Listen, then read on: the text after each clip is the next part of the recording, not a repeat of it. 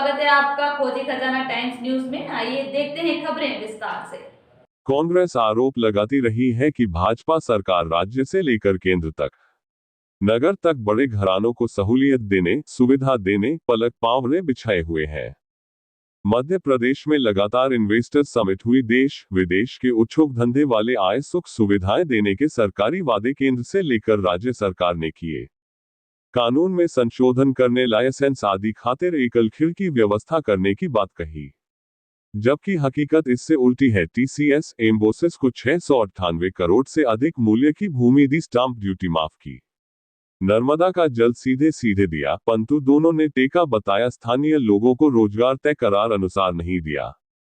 अधिवक्ता प्रमोद द्विवेदी ने बताया कि सांवेर रोड, चितावद, पालदा, पीथमपुर आदि औद्योगिक क्षेत्रों में, देवास, नागदा आदि क्षेत्रों में पानी, सड़क, बिजली, सुरक्षा, सहूलियत, आवागमन आदि खातिर मध्यम व छोटे उद्योग लगाने वाले परेशान हैं। सरकारी शोषण, अधिकारियों की हितलशाही और सरकारी लेट लतीफी नीति नियम से लाइसेंस के लिए परेशानी, चंदाखोरी, भ्रष्टाचार, महंगी बिजली और टैक्स से परेशान है। सांवेर, पालदा, पीथमपुर, चितावद, देवास, पोलो ग्राउंड क्षेत्रों में, अन्य औद्योगिक क्षेत्रों में दमनकारी नीतियां और योजनाएं चल रही, संसाधन नहीं है। अधिवक्ता प्रमोद द्विवेदी में स्पष्ट आरोप लगाया कि कांग्रेस की तरफ से भाजपा की डबल इंजन सरकार शोषणकारी सरकार है।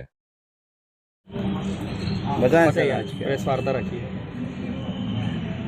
टीसीएस और इंफोसिस जैसे बड़े औद्योगिक घराने को 698 करोड़ की जमीन दी गई सुपर कॉरिडोर पर। क्या करोगे? तमाम प्रकार की सुविधाएं दी गई, नर्मदा का कनेक्शन दिया गया, सड़क, बिजली, सारे संसाधन दिए गए। यहाँ तक कि मध्य प्रदेश की सरकार ने स्टाम्प ड्यूटी खुद आईडीओ को जमा की।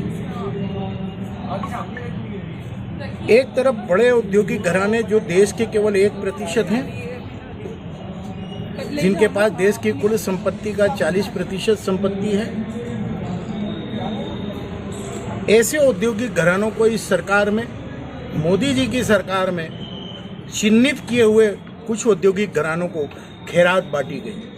वहीं देश की आबादी को 15 से 25 करोड़ तक की आबादी को रोजगार देने वाले छोटे उद्योग धंधों को चौपट किया गया। मैं इसका उदाहरण इंदौर का दे रहा हूँ। Palda, Sanwer, Pithampur, polo ground, readymade complex, या सारे औद्योगिक क्षेत्र कांग्रेस के समय बने। देवास में बैंक नोट प्रेस के बाद जो उद्योग धंधे पनपे, किसी से छिपा हुआ नहीं है। पीथमपुर, मेरा सवाल है कि 10 साल में या मध्य प्रदेश की 2003 से बैठी हुई भाजपा की सरकार ने कितने नए उद्योग धंधे दिए, या उद्योग धंधों को कौन सी सहूलतें दी? टीसीएस और इंफोसिस को जब जमीनें दी गई, सुविधाएं दी गई, तो यह करार था कि स्थानीय युवाओं को आप रोजगार देंगे, स्थानीय युवाओं को रोजगार देंगे।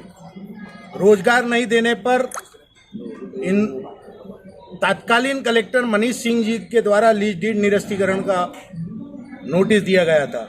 ऐसा कौन सा दबाव और प्रभाव था कि वो नोटिस गायब हो गया, गाय चर गई?